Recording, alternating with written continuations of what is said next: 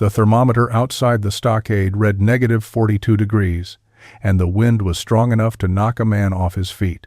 But inside the timber walls surrounding Stellenvoss's cabin, the air was still and the temperature held at 14 above zero. When Tavish Kilmartin stumbled through the gate that third night of the blizzard, half frozen and desperate, he couldn't understand how the same storm that was killing his family a half-mile away seemed to vanish completely inside those pointed log walls. Before we begin, drop a comment letting us know where you're watching from, and if you want to see how frontier ingenuity solved problems that still matter today, go ahead and subscribe, because tomorrow's story might just change how you think about survival. The Montana Territory in January of 1843 was no place for mistakes. Stellenvoss had learned that truth over 5 winters of trapping beaver and marten along the tributaries that fed into the Missouri River, but the lesson had never cost him anything more than frost-bitten fingers or a lost trap line. He was careful by nature, methodical in his preparations, and experienced enough to read weather signs that other trappers missed. His younger brother Matthias had those same instincts, inherited from their father, who had trapped in the forests of northern Sweden before bringing his family to America. The Voss brothers made a good team. Stellan handled the longer trap lines to the north, while Matthias worked the closer creeks and maintained their cabin.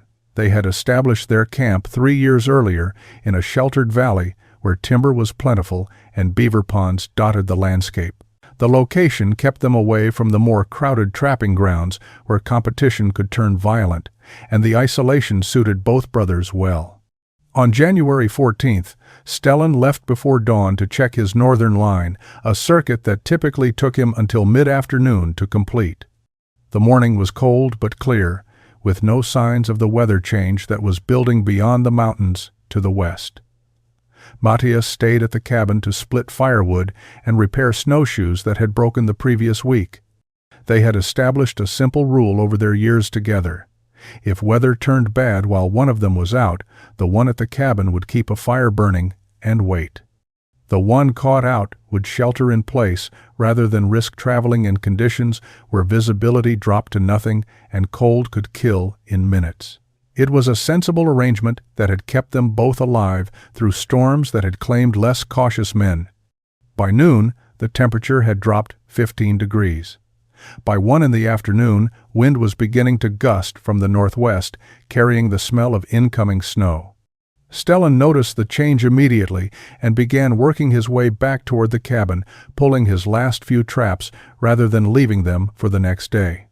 He was still 4 miles out when the storm front hit with a speed that caught him completely off guard. The temperature dropped another 20 degrees in less than an hour.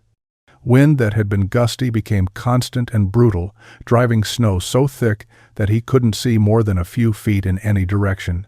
Stellan found shelter under a rock overhang and built a small fire with deadwood he gathered before visibility disappeared completely. He knew Matthias would be safe at the cabin. Their structure was solid, well chinked, with a stone fireplace that drew well and enough split wood stacked inside to last a week. The storm would pass, probably by morning, and he would make his way back then. But Matthias wasn't at the cabin.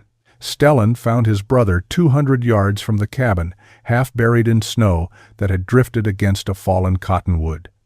Matthias had been carrying an armload of deadwood, probably gathering extra fuel when the storm hit. He must have tried to make it back to the cabin but became disoriented in the whiteout conditions. The distance between where he fell and the safety of their shelter was nothing under normal circumstances. A man could walk it in 3 minutes. But in blizzard conditions, with visibility at zero and wind strong enough to steal your breath, 200 yards might as well have been 2 miles. Matthias had died within sight of home, frozen solid with his arms still wrapped around firewood he would never burn. Stellan waited 2 days for the ground to soften enough to dig. The storm had passed within 12 hours, leaving behind clear skies and temperatures that climbed back above zero, but the earth was frozen 18 inches deep. He used fire to thaw the soil, building and rebuilding small blazes on the spot he had chosen on a hillside overlooking their valley. He buried Matthias on January 17th, with no words spoken and no marker beyond stones he piled over the grave. There was nothing to say that would change what had happened. His brother was dead because cold and wind and snow had killed him in the time it took to walk from the woodpile to the cabin door. Stellan returned to the cabin and sat by the fire for 3 days without trapping. He kept thinking about the specific mechanics of what had killed Matthias. It wasn't starvation or injury or violence. It was simply heat, leaving a human body faster than that body could generate it. The wind had been the primary culprit. Moving air stripped warmth from exposed skin through convection, the same principle that made wet clothing dangerous. A man standing still in negative 20-degree weather could survive for hours if the air was calm. That same man in negative 20 degrees with 40-mile-per-hour wind would be fighting for his life within minutes. Wind chill, the trappers called it, though few understood the actual physics involved. Stellan began studying their cabin with new attention. He observed how wind hit the structure, creating pressure on the windward side and suction on the leeward side. He noticed how gaps between logs, even small ones, allowed air to infiltrate. He felt drafts around the door and window. He watched how snow drifted against the walls, creating moisture problems when it melted. The cabin that had seemed adequate for 5 winters now appeared dangerously insufficient. It kept out rain and provided a place to sleep, but it did almost nothing to address the real killer, which was wind moving across surfaces and stealing heat through convection. Every trapper in the territory lived in similar structures, accepting the cold as inevitable. But Stellan's mind kept returning to a single question. What if the wind could be stopped completely before it ever reached the cabin walls? Spring came late in 1843. Stellan spent March and April finishing his trap lines alone, working with mechanical efficiency but without the rhythm he and Matthias had developed over 3 seasons together. He caught enough beaver and marten to make the winter worthwhile financially, and in late April he loaded his furs onto 2 pack horses and began the 5-day journey southeast to Fort Benton. The trading post on the Missouri River was the primary commercial hub for trappers working the northern territories. Men came from hundreds of miles to trade furs for supplies, gather news, and spend a few days in something resembling civilization before heading back into wilderness. Stellan sold his furs to the American Fur Company agent for a fair price. Beaver pelts were bringing less than they had 5 years earlier as silk hats replaced felt in Eastern fashion, but marten and fox still commanded decent money. He walked away from the transaction with enough profit to buy supplies for the next season and have surplus left over. Most trappers would have spent that surplus on whiskey, gambling, or the company of women who worked the saloons near the fort. Stellan spent it studying buildings. Fort Benton was protected by a stockade wall, a defensive perimeter of vertical logs sharpened to points at the top and sunk 3 feet into the ground. The wall stood 12 feet high and enclosed roughly an acre of ground, with blockhouses at 2 corners and heavy gates that could be barred from inside. Stellan had seen the fort before but had never paid attention to its construction. Now he studied it with the focus of a man trying to understand principles he could apply elsewhere. He walked the perimeter, noting how the logs were fitted, how horizontal beams connected them, how the structure blocked wind completely while creating a protected interior space. He found the fort's carpenter, a French-Canadian named Toussaint Leduc, working on repairs to one of the blockhouses. Stellan asked questions about stockade construction. How deep should posts be sunk? What diameter logs worked best? How were horizontal supports attached? Leduc answered readily, assuming Stellan was planning some kind of defensive structure for protection against hostile tribes. When Stellan asked about wind reduction and temperature differences inside versus outside the stockade, Leduc looked at him strangely, but admitted he had noticed the fort's interior was noticeably calmer during storms. The walls blocked wind entirely, creating a microclimate that made winter work far more tolerable than exposed ground outside. Stellan spent 2 weeks at Fort Benton, the longest he had stayed in one place since his brother's death. He purchased supplies that raised eyebrows among other trappers: heavy rope, 300 feet of it. A block and tackle pulley system, a specialized boring tool for making holes in timber, extra axes and wedges, a level and a long measuring chain. He bought no whiskey and attended no card games.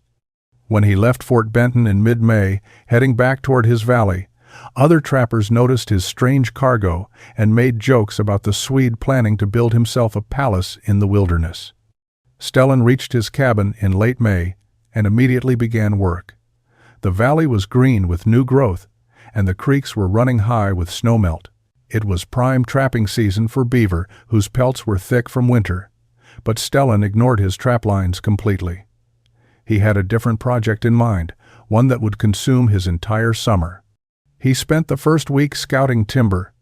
He needed straight pines between 12 and 14 feet tall, uniform in diameter, and free from major defects. Most trappers would have simply cut the nearest trees and called it good enough. Stellan walked miles through the surrounding forest, marking trees with his axe, selecting only those that met his requirements.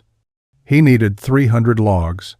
By his calculation, that would give him enough to build a stockade perimeter 40 feet from his cabin walls on all sides, creating an enclosed compound roughly 90 feet square. The actual cutting began in early June. Stellan felled trees in a pattern that would thin the forest without creating obvious clearings that might attract unwanted attention. He limbed each tree on site, then used his horses to drag the trimmed logs back to his cabin. The work was brutally hard, made harder by doing it alone. With Matthias helping, the task would have been difficult but manageable. Alone, it pushed Stellan to the edge of his physical capacity every single day. He worked from first light until dark, cutting, dragging, stacking logs in preparation for the construction phase that would come later. After 2 weeks, he had visitors. Fergus Kilmartin rode into the valley with his 16-year-old son Tavish, ostensibly checking trap lines, but really satisfying curiosity about what Voss was doing. Fergus was a Scottish trapper who had worked the territory for 8 years and considered himself an authority on mountain wisdom. He looked at Stellan's growing stack of logs and shook his head. "You building a lumber mill, Voss, or planning to dam the Missouri?" Stellan explained he was preparing timber for a construction project. Fergus counted the logs, noted their uniform size and length, and laughed outright. "That's enough timber to build 3 cabins. You planning on neighbors?" When Stellan said the logs were for a single structure around his existing cabin, Fergus's laughter got louder. "A fort? You expecting the Blackfoot to lay siege?" Tavish said nothing, but his expression matched his father's amusement. 2 days later, Absalom Strickland appeared. He was an English trapper who maintained a cabin 10 miles south and considered himself more educated than the rough men who surrounded him. He examined Stellan's operation with obvious skepticism. "You're spending prime trapping season cutting timber. That's a month of lost income you'll never recover." Stellan replied that he had other priorities.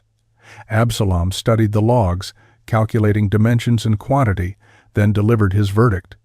"Whatever you're building, it's a waste of effort and resources. Traditional cabin construction has worked for decades, but I suppose every man is entitled to his folly." He rode away shaking his head. Marcel Gagnon, a French-Canadian trapper whose camp was 15 miles west, visited in late June. He arrived leading a pack horse loaded with fresh beaver pelts, evidence he had been working his lines while Stellan cut timber. Marcel walked around the log stacks, did mental arithmetic, and turned to Stellan with genuine confusion. "You understand you're throwing away an entire season's income, yes?" By early July, Stellan had cut and hauled all 300 logs. They lay in organized stacks near his cabin, stripped of bark and branches, drying in the summer sun. Now came the precision work that would determine whether his plan succeeded or failed. He spent 3 days surveying and measuring the ground around his cabin, using the measuring chain and stakes he had purchased at Fort Benton. The cabin sat on relatively level ground, but not perfectly level. Stellan needed to account for elevation changes to ensure his stockade posts would be uniform height above ground while being sunk to consistent depth below. He established his perimeter at exactly 40 feet from the cabin walls on all sides.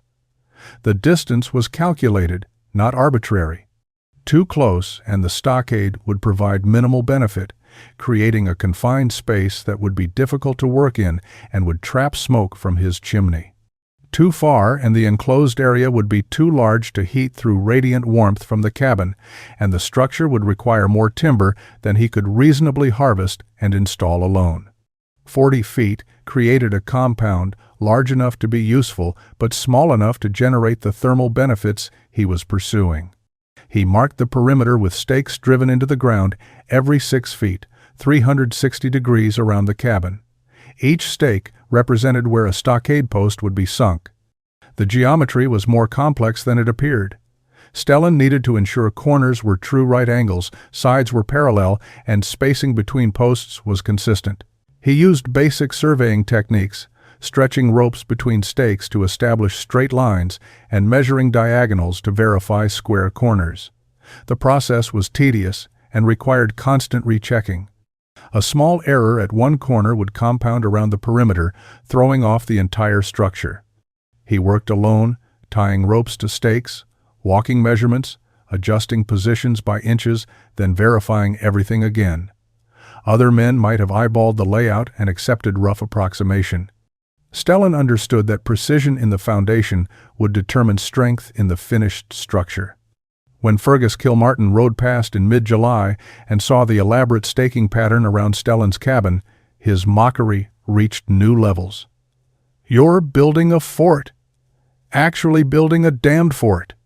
He rode into the compound area, counting stakes, calculating dimensions, then burst out laughing. "This is 40 feet from your walls, Voss. You're enclosing near a quarter acre. Planning to hold off the entire Blackfoot Nation single-handed?" Stellan explained calmly that the structure was not defensive. Fergus cut him off. "Then what in God's name is it for? You think you need a fence to keep beaver out of your cabin?" He leaned down from his saddle, his tone shifting from amused to genuinely concerned. "Listen, we all handle grief different. Losing Matthias was hard. But this, whatever this is, it's not rational thinking. You're wasting an entire summer building something no trapper needs." Absalom Strickland's assessment was more measured but equally dismissive. He visited 2 days after Fergus and studied the staking pattern with the air of a man examining a child's failed arithmetic. "I've calculated the labor involved in what you're attempting. 300 posts, each requiring a 3-foot hole, each requiring vertical alignment and bracing. You're looking at 600 man-hours of digging alone, not counting setting and securing the posts. That's 6 weeks of full-time work, assuming you don't hit rock or roots.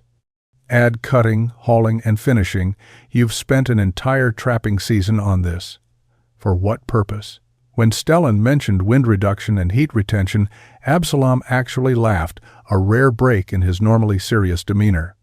Late July brought heat that made physical labor almost unbearable, but Stellan worked through it with methodical determination. Before he could sink the posts, each log needed to be sharpened to a point at one end. The pointed tops served dual purposes in his design. They would shed rain and snow, preventing moisture from soaking into the end grain where rot typically started, and they created a defensive appearance that might discourage curious animals or unwanted human visitors from testing the structure. He set up a sharpening station near his woodpile, using a chopping block as a base and working each log with axe and draw knife. The process was repetitive and demanded precision. Each log had to be shaped to a symmetrical point roughly 8 inches long, tapering from the 12-inch diameter down to a sharp tip. Stellan would prop a log at an angle against the chopping block, then work around its circumference with his axe, removing wood in controlled cuts that created flat facets. Once the rough shape was established, he would switch to the draw knife, refining the surfaces until the point was smooth and symmetrical. A skilled carpenter might have completed each log in 20 minutes. Stellan, working alone and insisting on consistent results, needed 45 minutes per log. 300 logs meant 225 hours of sharpening work. He worked in 4-hour blocks, breaking when his hands cramped or his shoulders burned from the repetitive motion. The physical toll was cumulative. Blisters formed on his palms despite calluses built from years of trapping work. His back ached from bending over the chopping block. His forearms developed a constant soreness from gripping tools. But he maintained his pace, completing 6 to 8 logs per day, never rushing, never accepting work that didn't meet his standard. Fergus Kilmartin stopped by in early August and found Stellan surrounded by sharpened posts, working on yet another log. He sat on his horse, watching the process for several minutes before speaking. "You're actually doing this. You're actually building a fort in the middle of nowhere." His tone had shifted from mockery to something closer to concern. "Voss, I'm going to be straight with you. People are talking. They think you've lost your mind. Grief does things to men, and what happened to Matthias was hard. But this project, this obsession, it's not healthy." Stellan set down his draw knife and met Fergus's eyes. "The structure will be complete by September. You can judge it then." Fergus shook his head slowly. "I'm judging it now, and what I see is a man throwing away a year of his life on something that serves no purpose. You planning to hold off the Blackfoot Nation single-handed? Because that's the only reason a man builds something like this." He gestured at the sharpened posts. "You could be trapping. You could be making money. Instead, you're here, sharpening 300 logs like some kind of crazy Swede building his own prison." He rode away without waiting for a response. Stellan understood things about heat and cold that few trappers considered beyond surface level. Most men knew fire produced warmth and winter brought cold, but they treated these as simple absolutes rather than processes governed by physical principles. Stellan had spent his winter evenings after Matthias's death reading a battered copy of a natural philosophy text he had purchased in St. Louis years earlier. The book discussed heat transfer through 3 mechanisms: conduction, convection, and radiation. Conduction was heat moving through solid materials, like warmth traveling through a metal poker held in fire. Radiation was heat traveling through space as invisible waves, like warmth felt when standing near flames. But convection, heat carried away by moving air, was the mechanism that killed his brother. Moving air stripped heat from surfaces through constant replacement of warmed air with cold air. A man standing in still air gradually warmed a thin layer of air around his body, creating an insulating boundary. But wind prevented that boundary from forming, constantly replacing warmed air with fresh cold air that pulled more heat from exposed skin. The effect multiplied with wind speed. Gentle breeze caused moderate heat loss. Strong wind caused catastrophic heat loss that could kill in minutes. The mathematical relationship wasn't linear, it was exponential. Doubling wind speed more than doubled heat loss. Stellan had observed this principle in nature without fully understanding it until he read the text. Trees growing in exposed locations showed stunted growth on windward sides, while sheltered sides grew normally. Animals clustered together in winter, using each other's bodies as windbreaks. Snow accumulated in drifts on the leeward side of obstacles, while windward sides were scoured bare. Everything in the natural world demonstrated that blocking wind created warmer microclimates. His stockade would function as a windbreak, but not just a simple barrier. The enclosed airspace between the stockade walls and his cabin would act as insulation, the same principle that made trapped air in clothing or animal fur such an effective thermal barrier. Air itself was a poor conductor of heat. Motionless air trapped in small spaces conducted heat very slowly, which was why double-layered clothing worked better than single thick layers. The compound his stockade created would trap a large volume of air that, once warmed by the cabin and solar radiation, would retain that warmth far longer than exposed air that wind constantly replaced. The timber walls themselves would function as thermal mass. During daylight hours, sun striking the logs would warm the wood. That captured heat would radiate inward toward the compound during nighttime hours when temperatures dropped. The effect wouldn't be dramatic, perhaps a few degrees, but combined with wind elimination, it would create a measurable temperature differential. Stellan calculated conservatively. If he could eliminate wind chill entirely and add thermal mass benefits, the compound should maintain temperatures 15 to 20 degrees warmer than conditions outside the stockade. That difference could mean survival versus death during severe winter storms. His brother had died because wind and cold combined to strip heat from his body faster than he could generate it. Inside a windless compound, that same storm would have been survivable. August brought the physical test Stellan had been preparing for.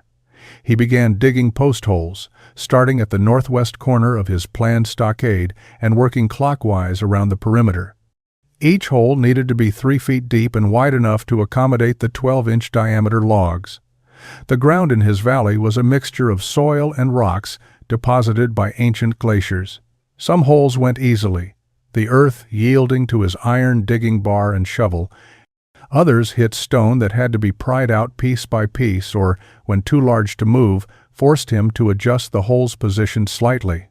He established a rhythm: dig for 2 hours, then rest. Move to the next stake, dig another hole, rest again. The work destroyed his hands despite leather gloves. Blisters formed, broke, formed again. His shoulders and back adapted to the repetitive motion of driving the digging bar into earth, but never stopped aching. He averaged 4 holes per day. At that pace, completing all perimeter holes would take 75 days. He had roughly 60 days before autumn storms made outdoor construction impractical. He increased his pace to 6 holes per day, working longer hours and accepting reduced precision. The holes didn't need to be perfect, just deep enough and wide enough. By late August, he had completed all perimeter holes and began the process of setting posts. This required the block and tackle pulley system he had purchased in Fort Benton. Each log weighed roughly 300 pounds, too heavy to maneuver into vertical position through strength alone. Stellan would position a log next to its hole, attach ropes using the pulley system anchored to nearby trees, then slowly raise the log until it tipped into the hole. Once vertical, he would brace it with stakes driven into the ground at angles, checking alignment with his level to ensure the post stood truly vertical. The process was exhausting and dangerous. Logs could shift unpredictably during raising, crushing hands or feet. Ropes could snap under load. Posts could tip and fall if bracing failed. Stellan worked with exaggerated caution, double-checking every rope, every knot, every brace, before committing to raising each log.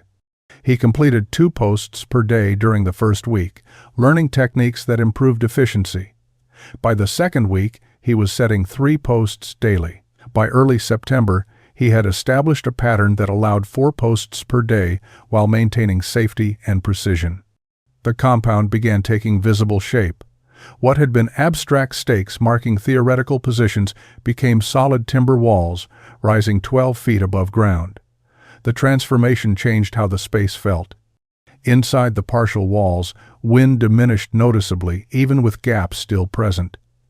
The psychological effect was equally significant. The cabin, which had felt vulnerable and exposed, now appeared protected. By mid-September, Stellan had set 240 of the 300 posts. The stockade perimeter was nearly complete, with only the gate sections remaining open. The structure dominated the landscape in a way his small cabin never had. From a distance, it looked exactly like what Fergus Kilmartin had mockingly predicted: a military fort transplanted into wilderness that had no need for such defenses. The pointed logs rising 12 feet above ground created an imposing silhouette against the valley backdrop. Any traveler approaching would see the stockade long before seeing the modest cabin it protected. Stellan built 2 gates, each 8 feet wide, to allow passage for horses and loaded pack animals. The gate facing the creek provided access to water. The gate facing the forest trail gave access to his trap lines and the wider territory beyond. Each gate required specialized construction. He couldn't simply leave gaps in the stockade. He needed closable barriers that maintained the wind-blocking integrity of the walls while allowing convenient passage. He built the gates using the same vertical log construction as the walls, but mounted on heavy wooden frames that swung on iron hinges. He had fabricated himself using scrap metal heated in his forge and shaped with hammer and anvil. The gates were massive. Each weighed nearly 400 pounds, requiring significant force to open or close. Stellan designed simple latching mechanisms using wooden bars that dropped into iron brackets, securing each gate from the inside. From outside, the gates could be opened only by lifting the bars through narrow slots, and only if someone knew exactly where those slots were located. The system wasn't intended as serious security against determined human attackers. It was designed to keep the compound sealed against wind while allowing Stellan to pass through without elaborate effort.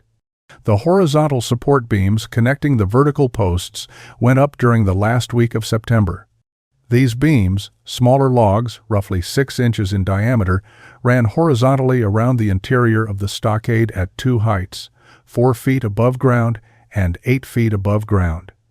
Stellan notched each beam where it met a vertical post, creating interlocking joints that distributed lateral forces across the entire structure. He secured each joint with wooden pegs driven through drilled holes. The beams transformed individual posts into a unified wall. Where before a strong lateral force might have knocked over a single post, now that force distributed across multiple posts connected by the horizontal beams. When Absalom Strickland visited in early October, he rode slowly around the completed stockade, examining it from all angles. He dismounted, walked to the gate, tested its weight and construction, then entered the compound. Inside, he stood in the center of the space and turned slowly, taking in the encircling walls. "I'll grant you this, Voss. It's impressively built. The craftsmanship is undeniable, but the purpose remains mystifying. You've spent 4 months building a structure designed to withstand a military siege. We're trappers, not soldiers." Stellan had his compound complete by the first week of October. The gates were installed, the horizontal beams secured every post into a unified structure, and the gaps between logs were tight enough that wind couldn't pass through except at the gates when they stood open. Now came the testing phase that would determine whether his 4 months of labor had accomplished anything beyond creating an unusually fortified trapper's camp. He had purchased 3 mercury thermometers during his spring trip to Fort Benton, an expensive investment that other trappers would have considered frivolous. Stellan considered them essential instruments for measuring what he hoped to prove. He mounted the thermometers at carefully selected locations. The first went outside the stockade, attached to a post 20 feet from the nearest wall, positioned to measure ambient air temperature unaffected by any structure. The second went inside the compound, mounted on the cabin's exterior wall facing north, measuring temperature within the protected space. The third went inside the cabin, hung near the fireplace but not close enough to be affected by direct radiant heat. He recorded readings 3 times daily: dawn, midday, and dusk. October weather in Montana Territory was unpredictable. Some days brought warm sunshine and temperatures that climbed into the 50s. Other days brought cold rain and temperatures that barely reached 40. Stellan recorded everything methodically in a leather-bound journal, noting not just temperatures but wind conditions, cloud cover, and precipitation. The data accumulated slowly, but patterns began emerging almost immediately. On calm days with minimal wind, the 3 thermometers showed similar readings, varying by only 2 or 3 degrees. The compound offered little advantage when wind wasn't a factor. But on windy days, the differences became dramatic. When wind blew 15 to 20 miles per hour outside the stockade, the compound temperature measured 8 to 12 degrees warmer. The cabin interior, with a small fire burning, measured another 10 to 15 degrees warmer than the compound. The total differential between outside the stockade and inside the cabin during windy conditions ranged from 18 to 27 degrees. Stellan had expected some benefit from wind reduction, but seeing the actual measurements exceeded his projections. He observed other effects he hadn't anticipated. Snow that fell during early October storms accumulated in drifts against the exterior stockade walls but left the compound interior relatively clear. The vertical walls forced wind to flow up and over the structure, depositing snow on the outside, while the protected interior received only the snow that fell straight down. This meant Stellan didn't need to shovel snow away from his cabin door or clear paths through drifts. The compound remained accessible even after storms that dumped 8 inches of accumulation outside the walls. The thermal mass effect of the logs themselves became apparent during a clear, cold stretch in late October. Daytime sun warmed the timber, and that stored heat radiated into the compound during nighttime hours when temperatures dropped. The effect was subtle, perhaps 3 to 5 degrees, but measurable and consistent. Combined with wind elimination, the compound maintained temperatures noticeably warmer than exposed locations, even when no fire burned in the cabin. The first significant snow came on October 28th. Stellan woke before dawn to the particular silence that accompanies heavy snowfall. By the time full daylight arrived, 6 inches had accumulated, and the storm showed no signs of stopping. Wind gusted from the northwest at speeds Stellan estimated at 25 to 30 miles per hour, driving snow nearly horizontal across the valley. Outside the stockade, visibility dropped to less than 50 yards. Drifts began forming against trees, rocks, and any other obstacles that broke the wind's flow. Inside the compound, conditions were dramatically different. Snow fell vertically, accumulating evenly across the ground without drifting. Wind that screamed over the stockade walls created a strange auditory effect, loud above but calm below, like standing at the bottom of a canyon while a storm raged across the rim. Stellan walked from his cabin door to the creek-facing gate and back, a distance of roughly 80 feet, without once feeling the wind that was creating blizzard conditions just beyond his walls. The temperature differential was equally dramatic. His exterior thermometer read 19 degrees. His compound thermometer read 34 degrees. Inside his cabin, with a moderate fire burning, the temperature held at 56 degrees. He recorded the measurements in his journal with particular care, noting the wind speed estimate, visibility conditions, and the specific readings from all 3 thermometers. The compound was performing better than his most optimistic calculations. A 15-degree temperature differential between outside and inside the stockade walls exceeded what he had projected. The effect wasn't just measurable, it was immediately apparent to anyone who crossed through the gates. Stepping from the exposed valley into the compound was like stepping from winter into early autumn. The storm continued through the day and into the night. By the following morning, 14 inches of snow covered the valley floor. Drifts against the stockade's exterior walls reached 4 feet in places where wind had deposited snow against the barrier. But inside the compound, snow depth remained uniform at 14 inches, and the surface showed no wind sculpting or crusting. Stellan spent an hour shoveling a path from his cabin door to each gate, then opened the creek-facing gate to check conditions outside. Wind immediately funneled through the opening, creating a small ground blizzard in the compound until he closed the gate again. The stockade worked as designed, but only when sealed. Open gates eliminated the protection instantly. Over the next week, 2 more storms added to the snow depth. By early November, 26 inches covered the valley floor outside the stockade. Inside the compound, the same 26 inches lay undisturbed, but without the massive drifts that made travel difficult beyond the walls. Stellan's horses, which he kept in a small shelter inside the compound, had clear access to their feeding area. His firewood, stacked against the cabin's south wall within the compound, remained accessible without digging through drifts. Mid-November brought a temporary warming trend.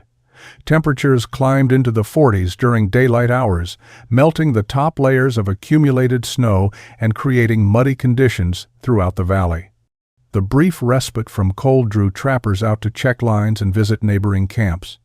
Stellan had 3 visitors over a 4-day period, and each arrival brought renewed mockery of his stockade construction. Fergus Kilmartin arrived first, riding through the creek-facing gate, with his son Tavish trailing behind on a smaller horse. They dismounted inside the compound, and Fergus walked slowly around the interior perimeter, examining the construction with exaggerated scrutiny. "Well, Voss, you've built yourself quite the fortress here. Must feel safe knowing the Blackfoot would need a cannon to get through these walls." His tone carried sharp sarcasm. Tavish said nothing, but his expression showed the same mixture of amusement and confusion his father displayed. Fergus walked to the cabin, tested the door, then turned back to face the stockade walls. "I've been trapping these mountains for 8 years, survived winters that killed better men than me. Never once needed walls like these. You know what I needed? Good traps, a decent rifle, and common sense about when to stay inside during storms." Stellan offered coffee, which Fergus accepted. They sat inside the cabin while Tavish tended the horses. Fergus brought up the core issue that seemed to bother him most. "You understand you spent an entire season building this. 4 months of prime trapping time. I pulled 300 pelts between June and September while you were cutting logs and digging holes. That's income you'll never recover. And for what? So you can sit inside timber walls and feel protected from threats that don't exist?" He gestured toward the stockade visible through the cabin window. "This is grief-talking, Voss. You lost Matthias, and it broke something in your thinking. I understand that, but this structure won't bring him back." Marcel Gagnon visited 2 days later with similar observations delivered in his characteristic blunt style. He rode through the compound, dismounted, and immediately launched into calculation. "I count 300 logs minimum in these walls. At 45 minutes per log to cut, haul, prepare, and set, you invested 225 hours just in the posts. Add the horizontal beams, the gates, the digging, I estimate you spent 600 hours total on this project. At 6 pelts per day during prime season, working efficiently, you could have caught 720 pelts in that same time. At current prices, that's income of roughly $400 you sacrificed to build walls around your cabin." He paused, letting the mathematics sink in. $400, Voss? That's 2 years' worth of supplies. That's seed money for a business. That's a down payment on property in civilization. Instead, it's standing here in the form of pointed logs that serve no practical purpose. Late December brought changes in animal behavior that Stellan recognized as warnings.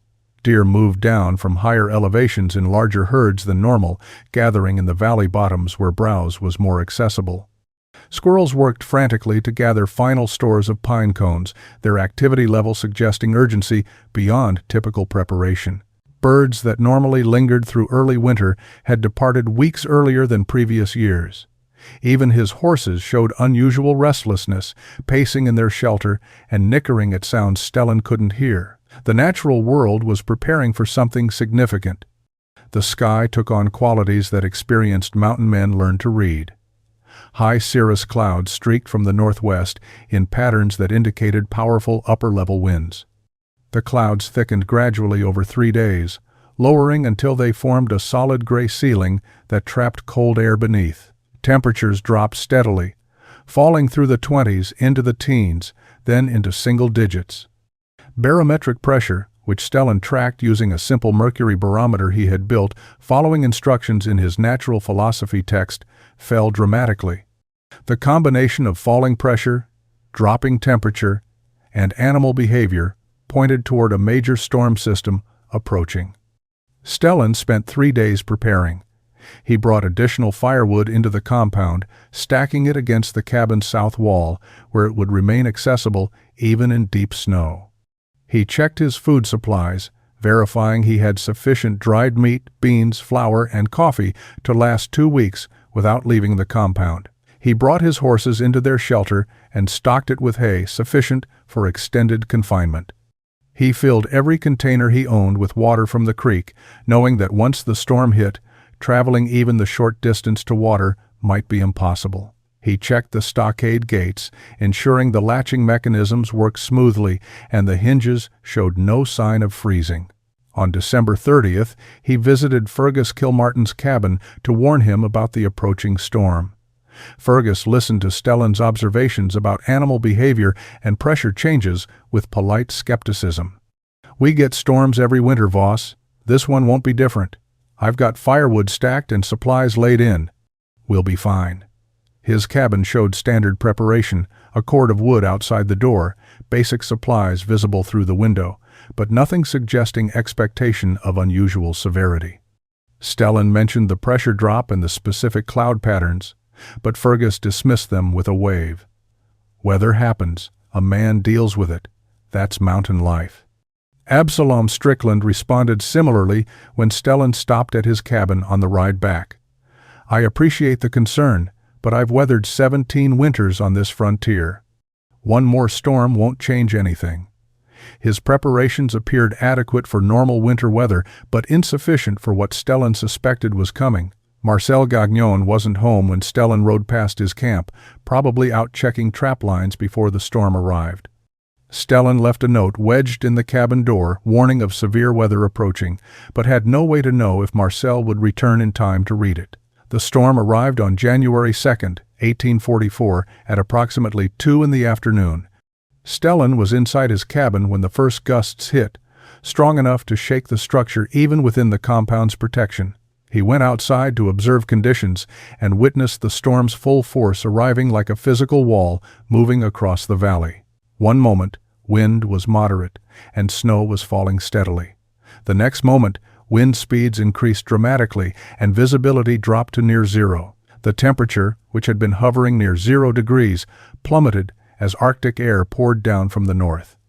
Outside the stockade, conditions became instantly catastrophic. Wind that Stellan estimated at 50 miles per hour drove snow horizontally across the landscape.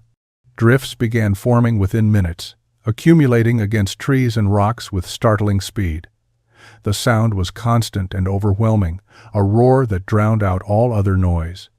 Visibility dropped to less than 20 feet, then less than 10 feet. Any person caught outside in those conditions would have minutes before hypothermia began affecting judgment and physical capability. Inside the compound, the transformation was almost magical in its completeness. Wind disappeared entirely. Snow fell vertically, heavy and steady, but without the horizontal violence occurring beyond the walls. The sound changed from a roar to a muffled whisper. Temperature inside the compound measured 12 degrees, cold but survivable.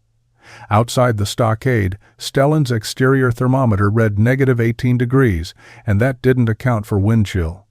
He went back inside the cabin and built up his fire to a moderate level, not the roaring blaze that would be necessary in an unprotected structure during such conditions. The cabin's interior temperature stabilized at 48 degrees with minimal fuel consumption. He could hear wind screaming over the stockade walls, a constant howl that spoke to the storm's intensity. But inside his compound and cabin, conditions remained tolerable. He prepared coffee, ate a meal of beans and salt pork, and settled in to wait out the storm with a book he had been reading intermittently for months. By nightfall, snow accumulation outside the stockade exceeded 12 inches and was building rapidly. Drifts against the exterior walls reached 6 feet. Inside the compound, snow accumulated evenly at 12 inches with no drifting. Stellan checked his thermometers every few hours, recording the readings by lamplight. Exterior temperature, -28 degrees. Compound temperature, 8 degrees. Cabin interior, 46 degrees. The differential between outside and inside his cabin was 74 degrees. Even accounting for the fire's contribution, the stockade was providing temperature benefits far beyond what he had projected. The structure wasn't just reducing wind, it was creating a fundamentally different thermal environment that transformed a deadly storm into a manageable inconvenience. The storm continued through the night and into the following day with undiminished intensity. Stellan woke on January 3rd to the same howling wind and the same whiteout conditions beyond his stockade walls. He checked his thermometers in the pre-dawn darkness. Exterior temperature had dropped to -34 degrees. Compound temperature held at 6 degrees above zero. Inside the cabin, with the fire banked overnight to glowing coals, temperature had fallen to 38 degrees. He rebuilt the fire to a moderate blaze, ate a breakfast of cornmeal, mush, and coffee, and settled in for another day of confinement. The isolation gave him time to observe details he might have missed during normal activity. The stockade walls, even with tight-fitted logs, weren't perfectly sealed. Small gaps existed where logs met imperfectly or where wood had dried and shrunk slightly, but those gaps didn't create drafts because there was no pressure differential driving air through them. Wind hit the exterior walls and flowed upward and over, leaving the compound air relatively still. He could see snow filtering through a few of the larger gaps, tiny streams of white powder that fell straight down once inside the protected space. The amount was minimal, perhaps a handful of snow per hour across the entire perimeter, nothing that created any problem or discomfort. He went outside several times during the day, more from curiosity than necessity. Each time, the contrast between compound and exterior conditions struck him as almost absurd in its magnitude. Inside the walls, still air, steady snowfall, cold but manageable. Outside, visible through the gates when he opened them briefly, screaming wind, horizontal snow, visibility at zero, cold that bit exposed skin within seconds. He didn't venture beyond the gates. There was no reason to, and doing so would have been dangerous. Instead, he walked the compound perimeter, checking for any structural problems with the stockade. The walls showed no signs of stress. Snow accumulated against them on the exterior, building massive drifts, but the drifts themselves acted as additional insulation and wind barriers. His firewood consumption remained remarkably low. A standard cabin in these conditions would require constant feeding of a large fire, burning through a cord of wood every 3 or 4 days, just to maintain barely tolerable interior temperatures. Stellan's cabin, protected by the stockade's wind elimination, needed only moderate fires that consumed perhaps a quarter cord over 3 days. The difference wasn't just comfort, it was survival mathematics. Trappers caught in extended storms often face the choice between freezing or burning through their entire wood supply, leaving themselves vulnerable when the storm finally passed. Stellan faced no such choice. His wood supply was adequate for weeks of continuous storm conditions. By the evening of January 4th, the storm showed no signs of weakening. Wind continued at sustained high speeds. Snow continued falling heavily. Accumulation outside the stockade exceeded 30 inches, with drifts reaching 8 and 10 feet against obstacles. Inside the compound, snow depth measured 30 inches with minimal drifting. Stellan was comfortable, well-fed, and using resources at a sustainable rate. He had no idea what conditions were like at neighboring camps, but he suspected they were substantially worse. The pounding on the gate came at approximately 11 o'clock on the night of January 4th. Stellan was reading by lamplight when he heard the sound, barely audible over the storm's constant roar. At first he thought he had imagined it, but then it came again, 3 heavy impacts that could only be someone striking the gate with desperate force. He grabbed his rifle out of habit, though he suspected no threat would be traveling in these conditions, and made his way through the dark compound to the creek-facing gate. The pounding came again, weaker this time. Stellan lifted the locking bar and pushed the gate open against wind resistance. Tavish Kilmartin collapsed inward, falling to his hands and knees in the snow. The boy was covered in ice, his clothing frozen stiff, his face showing the waxy pallor of advanced hypothermia. He tried to speak but couldn't form words. Stellan dropped his rifle, grabbed Tavish under the arms, and dragged him toward the cabin. The boy weighed almost nothing, or perhaps Stellan's adrenaline made him seem lighter. He got Tavish inside, closed the cabin door against the cold, and laid him on the floor near the fireplace. The boy was shaking violently, the uncontrolled shivering that meant his body was still generating heat but losing the battle against cold exposure. Stellan knew the treatment protocol for hypothermia. Remove wet clothing, wrap in dry blankets, provide warm liquids if the patient could swallow, and gradual rewarming near heat, but not too close to flames. He stripped off Tavish's frozen outer garments, revealing inner layers that were damp with sweat and melted snow. Those came off too, until the boy was down to bare skin. Stellan wrapped him in wool blankets from his bed and positioned him near the fire, but not close enough for direct radiant heat to cause shock to cold-stressed tissues. He heated water for tea, sweetened it with precious sugar, and helped Tavish take small sips once the shaking decreased enough for swallowing to be safe. It took nearly an hour before Tavish could speak coherently. His story came out in fragments, interrupted by residual shivering and exhaustion. His family's cabin had become uninhabitable. Wind was forcing its way through gaps in the chinking, creating drafts that made keeping fire lit nearly impossible. The interior temperature had dropped below freezing despite continuous fire feeding. His father had sent him to seek help, knowing Stellan's place was closest. The journey that should have taken 20 minutes in normal conditions had taken Tavish nearly 2 hours. He had become disoriented in the whiteout, wandered past the compound, then found it again, more through luck than navigation. Several times he had considered stopping to rest, the dangerous impulse that preceded death in hypothermia cases. Stellan asked about the rest of the Kilmartin family. Tavish said his father, mother, and 2 younger sisters were still at the cabin, burning through their remaining firewood at catastrophic rates while fighting to keep interior temperature above freezing. They had perhaps one more day of fuel before facing impossible choices. The boy looked around the warm cabin, then out the window toward the stockade walls, barely visible in darkness and blowing snow. "How is it warm in here? The storm outside? It's like nothing I've ever felt. But in your compound, the wind just stops." The storm broke on the morning of January 5th. Stellan woke to silence, the sudden absence of wind more startling than its presence had been. He went outside into the compound and looked up at clear sky, the first blue he had seen in 4 days. Temperature had dropped even further with the clearing, his exterior thermometer showing -38 degrees. But without wind, the cold was survivable for brief exposures. Snow depth in the compound measured 34 inches, evenly distributed. Outside the stockade, drifts reached 12 feet in places, sculpted by wind into sharp-edged formations that looked like frozen waves. Tavish had recovered enough to travel. Stellan equipped him with dry clothing, snowshoes, and provisions, then accompanied him back toward the Kilmartin cabin. The journey that normally took 20 minutes required an hour of breaking trail through drifts. They found the Kilmartin family alive, but in desperate condition.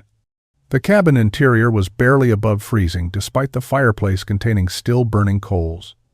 Fergus sat wrapped in blankets with his wife and daughters, all of them showing signs of cold stress. Their entire wood supply was gone, burned through in 3 days of continuous maximum rate consumption. The cabin's interior showed frost on the walls, where gaps in chinking had allowed moisture-laden air to freeze. Fergus looked at Stellan without speaking for a long moment. His expression held no mockery, no skepticism, just exhaustion and the recognition of a man who had nearly lost everything. "Your place. How bad was it?" Stellan described conditions inside the compound, the wind elimination, the stable temperatures, the minimal fuel consumption. Fergus listened, then nodded slowly. "We burned 3 cords in 3 days. Still couldn't keep warm. Wind came through every gap, every crack. Felt like trying to heat the whole outdoors." He paused, then added quietly, "Tavish said your cabin was comfortable. Said the compound had no wind at all." Stellan spent the day helping the Kilmartin family recover. He brought firewood from his own supply, got their fire built back up to sustainable levels, and helped repair the worst gaps in their chinking using materials he had brought from his compound. Absalom Strickland appeared in the afternoon, checking on neighbors after the storm. His situation had been similar to the Kilmartins, though not quite as desperate. He had survived by retreating to a small root cellar beneath his cabin, where earth insulation provided some protection from the cold. Marcel Gagnon arrived toward evening, having spent the storm in similar conditions at his camp, 15 miles west. All 3 men asked careful questions about Stellan's stockade, its construction, its performance during the storm. No one apologized for their earlier mockery. Mountain men didn't operate that way. But the change in tone was absolute and unmistakable. Fergus asked about post depth and horizontal beam attachment. Absalom inquired about gate construction and thermal mass effects. Marcel wanted to know about timber selection and compound size calculations. Stellan answered everything honestly, sharing measurements and techniques without reservation. He wasn't trying to prove anything anymore. The storm had done that for him. He was simply providing information that might help others survive similar conditions in the future. Winter finished its course with several more storms, none as severe as the January blizzard, but all significant enough to demonstrate the stockade's value. Stellan's compound continued performing as designed, maintaining temperatures 15 to 25 degrees warmer than exposed locations, eliminating wind chill, and providing protected space where work could continue even during active storms. His firewood consumption remained a fraction of what unprotected cabins required. By the time spring arrived in late March, he had used less wood than he would normally burn in a single harsh month. During the spring of 1844, Fergus Kilmartin began building a stockade around his cabin. He followed Stellan's basic design but adapted it to his larger family's needs, creating a compound slightly bigger than Stellan's and incorporating a dedicated structure for his horses within the protected perimeter.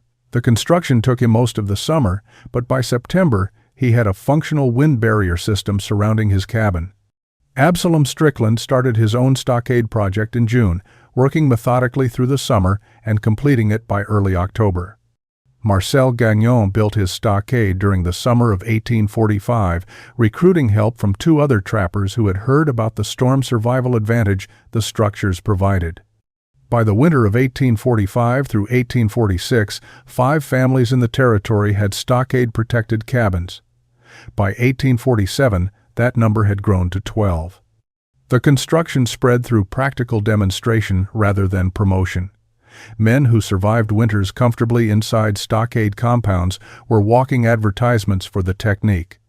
Men who struggled in traditional cabins took notice and began building their own protected perimeters. The innovation was never formally credited to Stellan.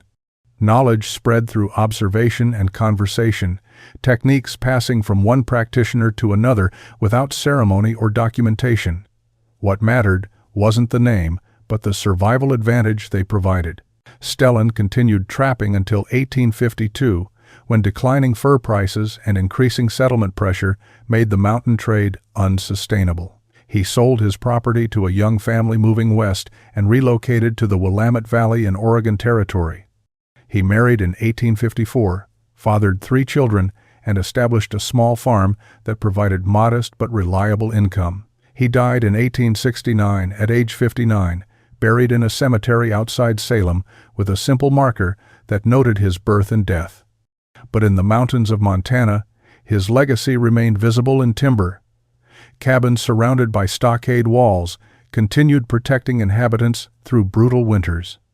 Some of the original structures, including Stellan's own compound, stood for decades after his departure, maintained by successive occupants who recognized their value.